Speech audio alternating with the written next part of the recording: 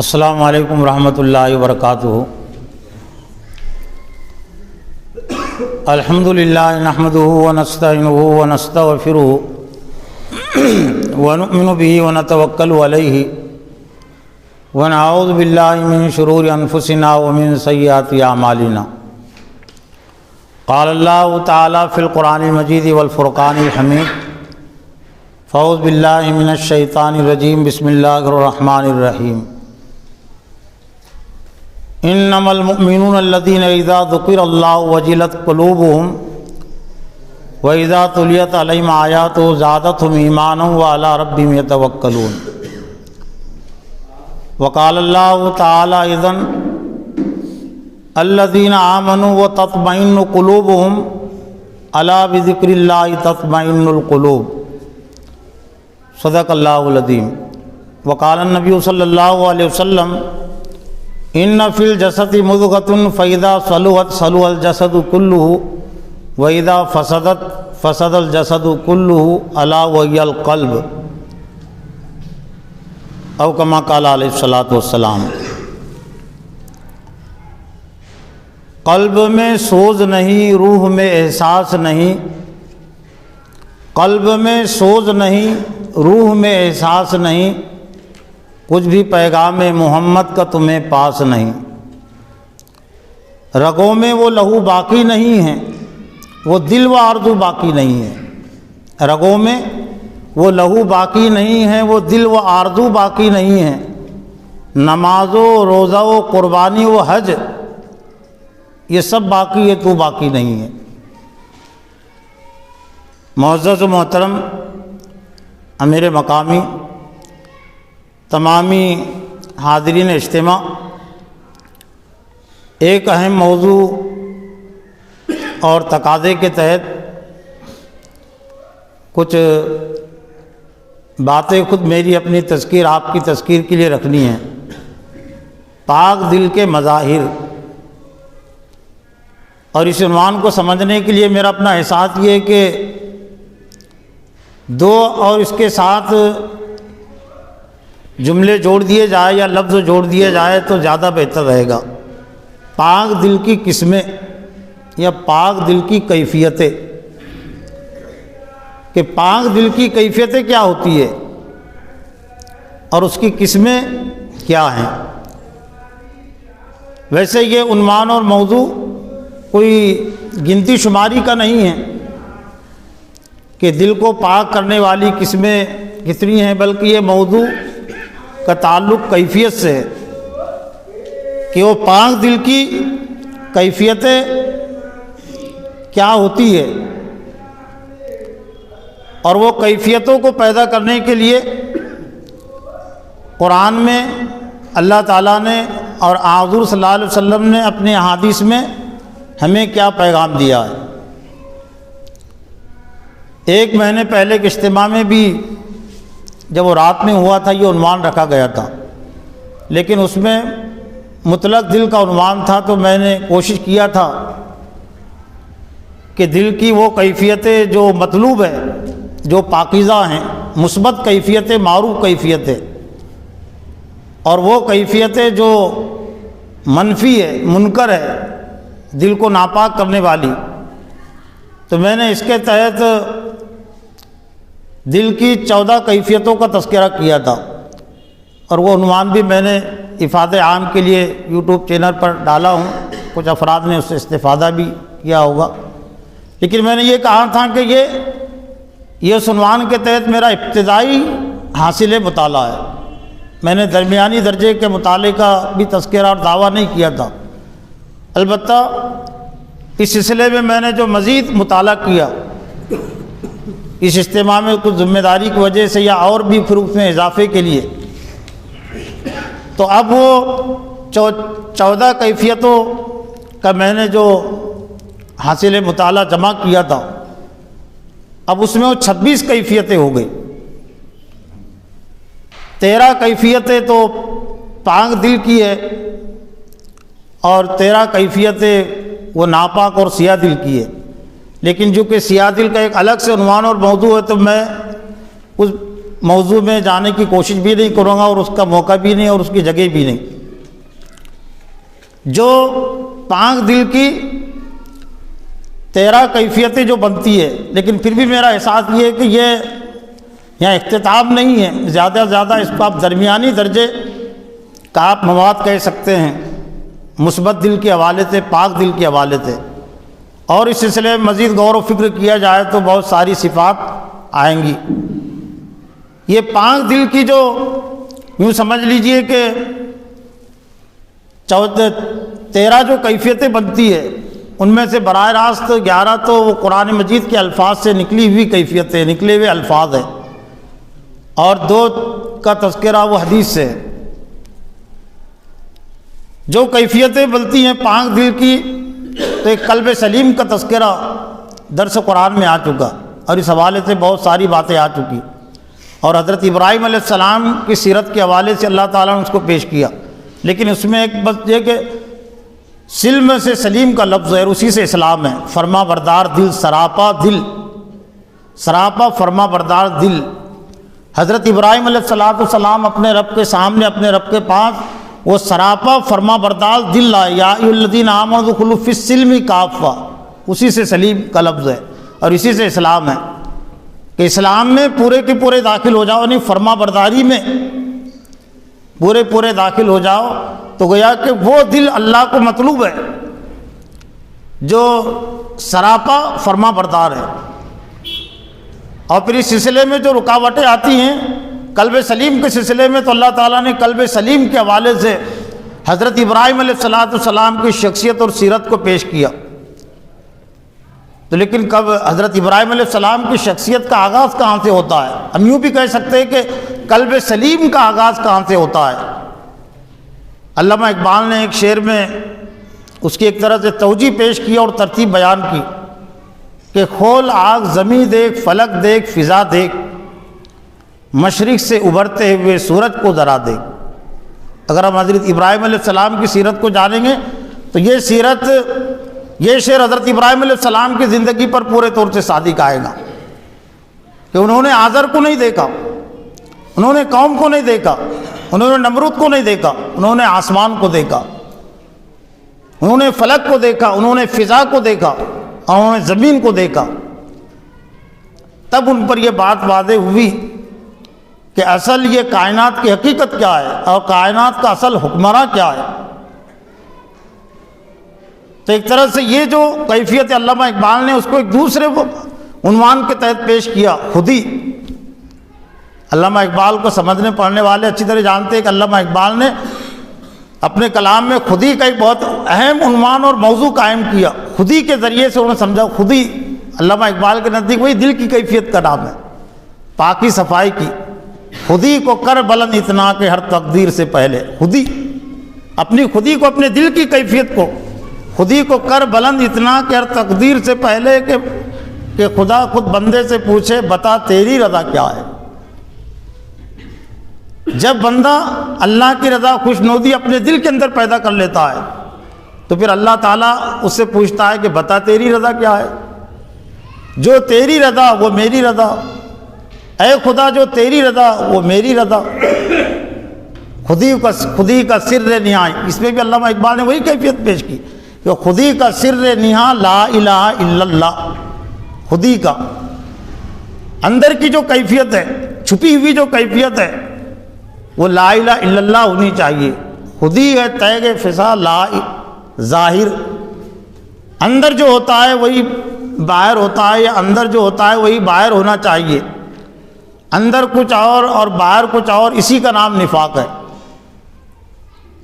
تو پاک دل کی جو کیفیت ہے، تو پاک دل کی کیفیت میں سب سے اہم اور بنیادی جو چیز ہے وہ یہ کہ اس کا نقطہ نظر کیا ہے، اس کی سوچ کیا ہے۔ اس کی سوچ صحیح اور درست ہو گئی تو اس کا دل بھی پاک ہو گیا۔ پھر پاک دل کے مظاہر کے حوالے سے یا کیفیت کے لحاظ سے ایک دوسری کیفیت جس کو قرآن مجید میں قلب منیب سے بیان کیا گیا، اور یہ سورہ کہف میں ہے، من خشی الرحمن بالغیب، من خشی الرحمن بالغیب وجاء بقلب سلیم۔ تو اب یہ دونوں میں آپس میں جوڑ ہو جاتا ہے. یہ قلب سلیم اور قلب منیب میں آپس میں جو گہرا تعلق ہے، یہ خدا کے ڈر اور خوف سے یہ کیفیت پیدا ہوتی ہے. من خشی الرحمن بالغیب، جو بغیر دیکھے ہوئے، ایک ہے اللہ کو دیکھنا اور ایک ہے اللہ کو نہیں دیکھنا. اللہ ہمیں دکھتا بھی، اللہ بھی نہیں بھی دکھتا. اور ایک شاعر نے اس کو ایک شعر میں پیش کیا کہ قرب اتنا کہ دل میں موجود تو، بود اتنا کہ آنکھ نے دیکھا نہ کبھی. قرب اتنا کہ دل میں موجود تو، اور بود اور دوری اتنی کہ آنکھ نے کبھی دیکھا نہیں. نہ موسیٰ علیہ السلام کی آنکھ دیکھ سکی، نہ حضرت محمد صلی اللہ علیہ وسلم کی آنکھ، اور کسی آنکھ کے اندر یہ طاقت اور قوت ہی نہیں ہے. تو اللہ تعالیٰ کا جو ذاتی وجود ہے، ذاتی وجود تو بہت دور ہے اور ہماری آنکھوں سے بہت اوجھل ہے، اور اسی کو غیب کہتے ہیں. لیکن اللہ تعالیٰ کا ایک ظاہر وجود ہے جو کائنات کی صورت میں ہے، جو ہر جگہ موجود ہے اور ہر جگہ پھیلا ہوا ہے. اس لحاظ سے اللہ ہر جگہ، کائنات ہر جگہ کا مطلب یہ کہ یہ کائنات اس کی نشانیاں ہیں. اس لیے قرآن میں اللہ تعالیٰ نے دعوتی عنوان سے اور غور و فکر کے عنوان سے آسمان کو پیش کیا. آیات الہی، انسان کے اپنے وجود کو بھی اس نے پیش کیا. تو من خشی الرحمن بالغیب، جو رحمان سے ڈرا بغیر دیکھے ہوئے، وجا بقلب منیب، اور لایا متوجہ ہونے والا دل، اللہ کی طرف پلٹنے والا دل. دل گویا کہ پلٹتے رہتا ہے، اس کی ایک ہی حالت میں وہ نہیں ہوتا. اس لیے دعا یا مصرف القلوب ثبت قلوبنا علی دینک، اے دلوں کے پھیرنے والے، دل ایک حالت میں نہیں ہوتا. شیطان کا بھی اس پر بس چلتا ہے. یوسوس فی صدور الناس، وہ وقت کی کمی ہے، ورنہ وہ بھی میں تذکرہ کرتا کہ دل کے لیے قرآن مجید میں 4 الفاظ استعمال ہوئے. ایک تو قلب کے، دوسرے صدر کے، اور افئدۃ کے، اور فؤاد کے. یہ قلب کے لیے، دل کے لیے یہ 4 اہم استعمال ہوئی. اس کے ذریعے سے اللہ تعالیٰ نے دل کی حقیقت کو، دل کے مفہوم کو سمجھایا. تو دل کی کیفیت بدلتے رہتی ہے. تو قلب منیب جو اللہ کی طرف متوجہ رہتا ہے ہمیشہ، اس کی نظر، اس کا نقطہ نظر وہ اللہ کی ذات ہوتی ہے، اللہ کی مرضی ہوتی ہے. پھر اس کے بعد جو دل کی جو کیفیت قرآن مجید میں، اور جو مطلوب کیفیت ہے، وہ مطلوب کیفیت میں وہ ہے کہ اس کا دل کھلا ہوا ہو. ضیق کے مقابلے میں یہ جن لوگوں کے دل تنگ ہوتے ہیں، بند ہوتے ہیں ہدایت کی بات کے لیے، نیکی کی بات کے لیے، جن کے دل تنگ ہو، جو اس کے مقابلے میں ہے شرح صدر کی کیفیت. الم نشرح لک صدرک، کہ ہم نے آپ کے لیے آپ کے سینے کو کھول نہیں دیا. اور قرآن مجید ومن یہدی یشرح قلبہ للاسلام، اللہ تعالیٰ جس کو ہدایت دینا چاہتا ہے، یشرح صدرہ للاسلام، تو اللہ تعالیٰ اس کے لیے، اس کے سینے کو اسلام کے لیے کھول دیتا ہے، اس کے دل کو اسلام کے لیے کھول دیتا ہے. لیکن اسی کا دل اسلام کے لیے کھلتا ہے جس کا دل بند ہے کفر کے لیے، شرک کے لیے. ایسا ہو ہی نہیں سکتا کہ اس کا دل تو کفر کے لیے، شرک کے لیے، مال کی محبت کے لیے، وطن کی محبت کے لیے کھلا ہوا ہے، شرک کی محبت کے لیے کھلا ہوا ہے، اور اسی دل میں پھر اللہ کی محبت بھی پیدا ہو جائے. اللہ بہت غیور ہے اور وہ غیرت ہی کو پسند کرتا ہے. تو شرح صدر کی جو کیفیت ہے، ہمیں دیکھنا چاہیے کہ دین کی کتنی باتیں آج ہم کھلے دل سے قبول کرتے ہیں اور کتنی باتیں ہم کو بوجھ لگتی ہے. اگر بوجھ لگتی ہے تو پھر یہ ناپاک دل کی علامت ہے. اور ہر بات، دین کی ہر بات اگر ہم کو اچھی لگتی ہے، ہمارا دل اس کے لیے آمادہ ہے، کھلا ہوا ہے، بلکہ استقبال کرتا ہے، تو پھر یہ ہے شرح صدر کی کیفیت. اور یہ بہت مطلوب صفت ہے. انبیاء علیہ الصلوۃ کی سیرت میں، انبیاء کے پیروکاروں کی سیرت میں یہ چیز بہت بنیادی ہمیں ملتی ہے کہ جنہوں نے اپنے سینے کو اسلام کے لیے کھولے رکھا، تو پھر کوئی باطل کی بات ان کے سینے کے اندر داخل نہیں ہو سکی. قلب طاہر، پاک دل. لیکن یہ پاک دل کا تذکرہ قرآن مجید میں جس جگہ پر ہے، وہاں پر خاص طور سے حضور صلی اللہ علیہ وسلم کے حوالے سے کہا گا کہ تطہرہم و تزکیہم، آپ ان کو پاک کیجئے، ان کا تزکیہ کیجئے۔ اور نبی صلی اللہ علیہ وسلم کے جو 4 بنیادی کام قرآن مجید میں 4 مقامات پر بیان کیے گئے، ان میں سے کام تزکیہم، وہ ان کا تزکیہ کرتے ہیں، ان کو صاف کرتے ہیں۔ یقیناً اس میں تزکیے میں تو پوری زندگی آتی ہے، لیکن اس کی شروعات ہوتی ہے، اس کا آغاز ہوتا ہے دل کی پاکی اور صفائی سے، اور اسی کو کہتے ہیں تزکیہ قلب، اسی کو کہتے ہیں تزکیہ نفس، اور اسی کو کہتے ہیں تطہیر قلب، جو اہم اصطلاح ہے۔ جماعت کے لٹریچر میں بھی، اس کے مواد میں بھی تطہیر قلب تطہرہم۔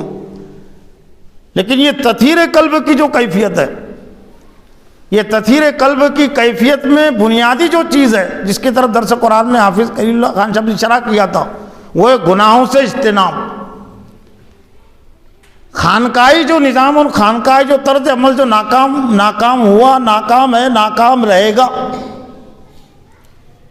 وہ ماضی میں بھی فتنہ تھا امت کے لیے، اور 1 صدی کی کوشش کرنی پڑی علماء حق کو یہ خانقاہی طرز کی برائیوں کو، خامیوں کو، کمیوں کو، رسومات اور بدعات کو ختم کرنے کے سلسلے میں، لیکن نئے سرے سے اسے دوبارہ اور لایا جا رہا ہے، اس لیے کہ 1 صدی کا فاصلہ ہو گیا، تو چونکہ بہت سارے مسلمان یہ موجودہ مدارس کا جو نصاب تعلیم و تربیت ہے، جماعتوں کا جو نصاب تعلیم و تربیت ہے، اس سے مایوس ہو گئے، بددل ہو گئے، تو نیا جال لایا پرانا شکاری، تو وہی ذکر و سلوک کے نام سے، اور دوبارہ وہ خانقاہی طرز عمل۔ علامہ اقبال کو کہنا پڑا تھا نکل کر خانقاہوں سے ادا کر رسم شبیری، اور جہاں پر انہوں نے اپنی مجلس ابلیس کی مجلس شوروں کا اختتام کیا، تو ابلیس کے حوالے سے علامہ اقبال نے ابلیس کو گویا کہ پیغام دیتا ہے کہ مست رکھو ذکر و فکر و صبح گاہی میں اسے، پختہ تر کر دو مزاج خانقاہی میں اسے۔ تو جو ناقص تربیت عمل کے ناقص نے متضاد، اس میں کیا بات تھی تطہیر قلب میں، کہ نوافل عبادات پر زور دیا جائے، فرائض پر بھی، لیکن فرائض کے علاوہ زیادہ سے زیادہ کیا جائے نوافل، بلکہ دیکھا گیا کہ فرائض پر تو اتنا زور نہیں تھا، نوافل پر زیادہ زور۔ اسلام نے تطہیر قلب کے سلسلے میں جس بات پر زور دیا وہ ہے گناہوں سے اجتناب، بالکل الگ چیز ہے نا۔ یہ چیزیں عبادات وغیرہ اس سلسلے میں معین و مددگار بن سکتی ہے، لیکن اصل جو بنیادی چیز ہے وہ گناہوں سے اپنے آپ کو بچانا۔ اور ایک مثال کے ذریعے سے آپ اس کو سمجھ سکتے، فقہ کی مثال کے ذریعے سے بھی، اور مدارس میں مسئلہ پڑھایا جاتا ہے کہ اگر کنویں میں اگر کوئی گندگی گر جائے، کتا گر جائے، کوئی مردہ جانور گر جائے، تو ایک کیفیت ایک زمانے میں ایک یہ بھی تھا، وسائل نہیں تھے، تو اتنے ڈول پانی نکال لیے جائے تو کنواں پاک ہو جائے گا، لیکن اس کے ساتھ شرط ہے کہ پہلے وہ ناپاکی نکالنا ضروری ہے، وہ گندگی نکالنا ضروری ہے۔ اگر گندگی کو نکالے بغیر کسی نے پورا کنواں بھی خالی کر دیا، پورا حوض بھی خالی کر دیا، لیکن وہ جانور اس میں ابھی باقی ہے، وہ پاخانہ اس میں باقی ہے، نجاست اس میں باقی ہے، تو ظاہر بات ہے وہ حوض اور وہ کنواں پاک ہونے والا تھوڑی ہے۔ تو یہی حال تھا اس کا کہ ذہن اور دماغوں میں جو گناہ بیٹھے ہوئے تھے، گناہ کے بت، شرک کا بت، طاغوت کا بت، مال کی محبت کا بت، اور بھی دوسری چیزوں کا ڈر اور خوف کا بت، تو وہ صوفیاء نے اس کو نکالنے کی کوشش نہیں کی، بلکہ کیا کوشش کی کہ اتنے یہ وظیفے پڑھو، یہ اذکار کرو، اتنے نوافل پڑھو، تو دل پہلے بھی ناپاک تھا، بعد میں بھی ناپاک ہی رہا، اور اسی کے اثرات آج امت میں پائے جاتے ہیں، بلکہ کچھ تحریکات میں بھی آ گئے۔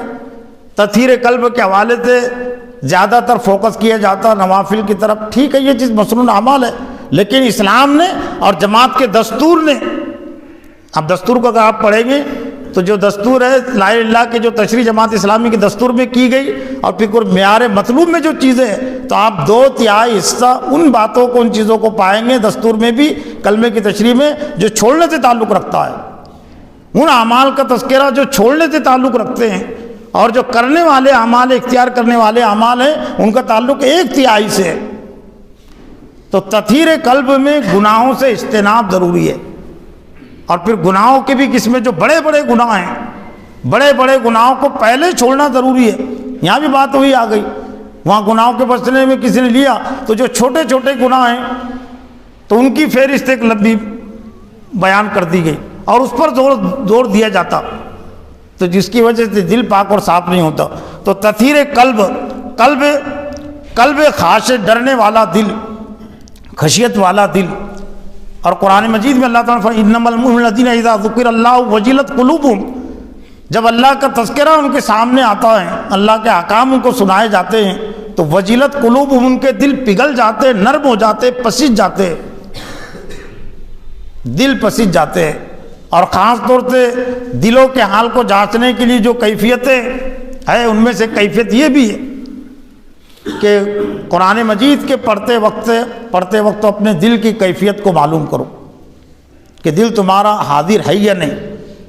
اگر وہ اثر قبول کر رہا ہے قرآن مجید کی آیات کا تو یہ سمجھو کہ دل ہے وہ زندہ ہے، اور اگر اثر قبول نہیں کر رہا ہے تو دل مردہ ہو گیا، مر گیا. پھر ایک نئے دل کی فکر تلاش کرو کہ دل لاؤ.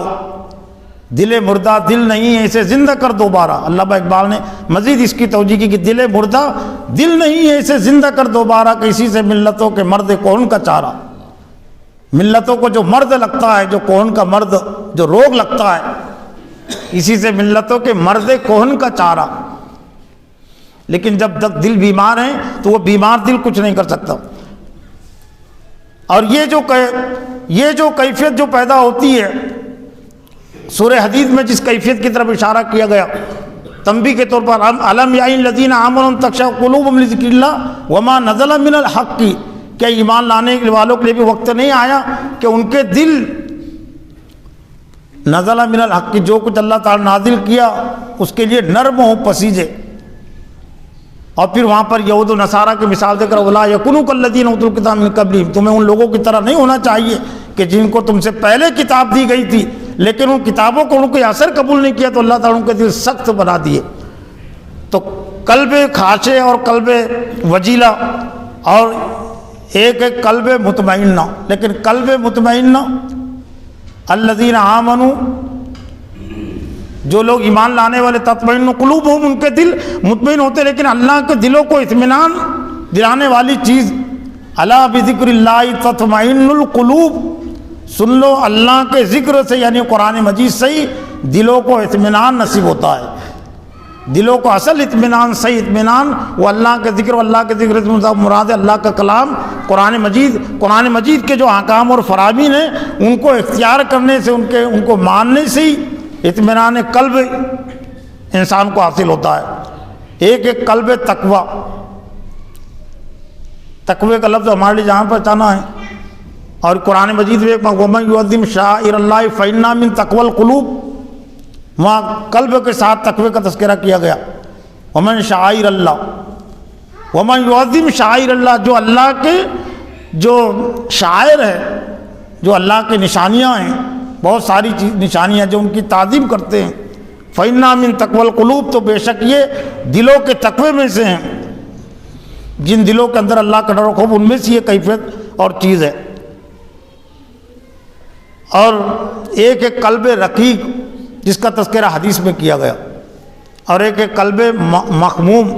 اب چونکہ آیتیں تو بہت ساری ہے لیکن میں نے مناسب سمجھا کہ چونکہ وقت محدود ہے اور اختتام کے قریب ہی ہے تو وہ حدیث میں جو دل قلب رقیق اور قلب مخموم کی جو کیفیت ہے، اور نبی صلی اللہ علیہ وسلم نے حدیث سے اس کو واضح کیا ہے، تو ہم ذرا اس سے تذکیر حاصل کریں.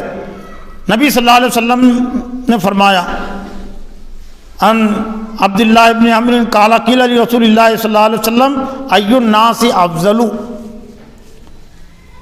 حضرت عبداللہ بن عمرو کہتے ہیں کہ میں نبی صلی اللہ علیہ وسلم سے پوچھا گیا کہ لوگوں میں سب سے زیادہ افضل کون ہے؟ تو قال کل مخموم القلبی، تو آپ نے فرمایا کہ ہر وہ شخص جس کا دل مخموم ہے. صدوق اللسانی، قلب مخموم کی تشریح خود حدیث بعد میں آ رہی ہے، چار کیفیتیں اس کی. صدوق اللسانی، اور دوسری اس کی صفت لوگوں میں سب سے اچھے انسان کی زبان کا سچا.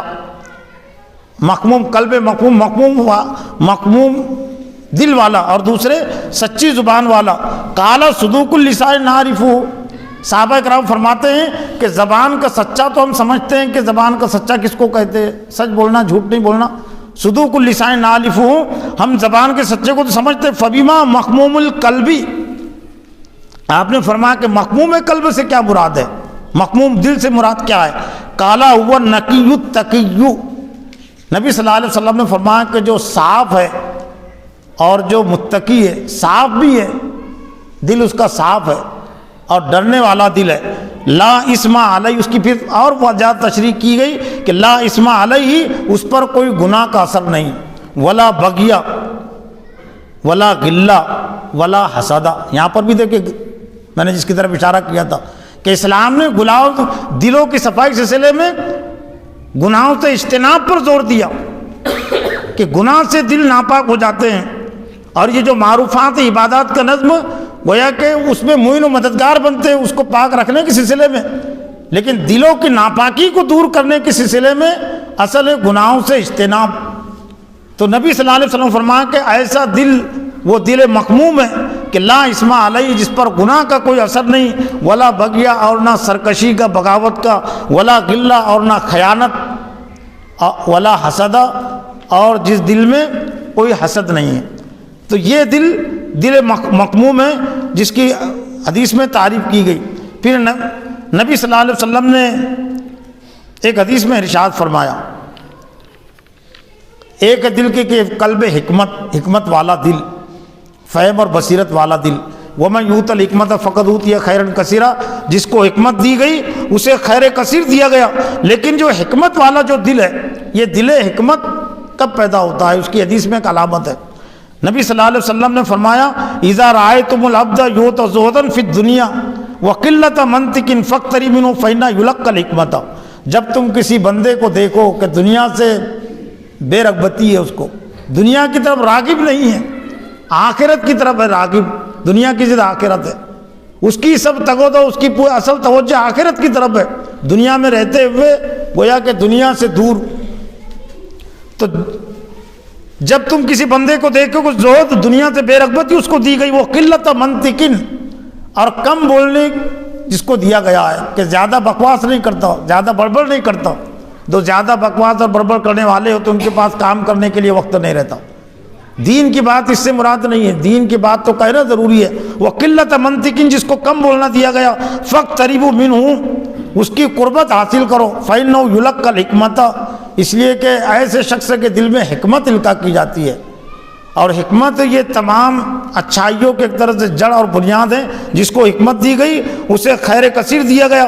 پھر مزید اس حالت اور اس کیفیت کو پیدا کرنے کے لیے جو چیز معین و مددگار بنتی ہے، جس کے طرف درس میں مختصر اشارہ ہوا تھا، اور وضاحت کے ساتھ پھر حدیث میں کہ نبی حضرت ابو ہریرہ فرماتے ہیں کہ نبی صلی اللہ علیہ وسلم نے فرمایا اذا نظر احدکم الی من هو فضل علیہ فی المال والخلق فلینظر الی من هو اسفل منہ، جب تمہاری نظر ایسے شخص پر پڑے جس کو زیادہ مال دیا گیا اور جس کو زیادہ تم سے خوبصورتی دی گئی، جو مال میں بھی تم سے بہتر ہے اور جو تم سے جمال میں بھی سب سے بہتر ہے، پیدائشی لحاظ سے بھی اس کو زیادہ خوبیاں، زیادہ صلاحیتیں اس کو ملی ہیں، تو ایسے شخصوں کو دیکھو من ہوا اسفل منہ، جو اس سے کمتر ہے۔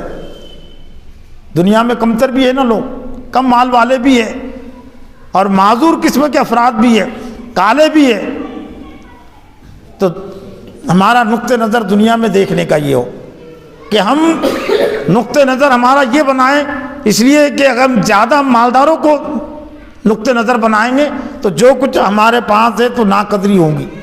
دین کے سلسلے میں تو اپنے سے اوپر والوں کو دیکھنے کی تلقین کی گئی تاکہ ہم کو اپنی بے دینی کا بھی احساس ہو، کم علمی کا بھی احساس ہو، لیکن آج جو کچھ معاشرے میں صورتحال ہے دنیا کے سلسلے میں اپنے سے زیادہ اونچے اوپر والوں کو دیکھا جاتا ہے، شیطان اوپر نظر ڈالتا ہے کہ جن کے پاس 2 روم کا مکان ہے تو اس کی نظر جاتی ہے ایسے شخص کی طرف جس کے پاس 5 روم کا مکان ہے، اگر وہ 5,000 روپئے کما رہا ہے تو اس کی نظر جاتی ہے 10,000 روپئے کمانے والے پر، تو پھر اس کے اندر ناشکری کیفیت پیدا ہوتی ہے۔ لیکن 2 روم والا مکان، 2 روم رکھنے والے صاحب مکان اگر 1 روم والے کو دیکھے، یا 1 روم والا اگر میدان اور خیمے میں رہنے والے کو دیکھے تو اس سے شکر کی کیفیت پیدا ہوگی، ناشکری سے اپنے آپ کو بچائے رکھیں گا۔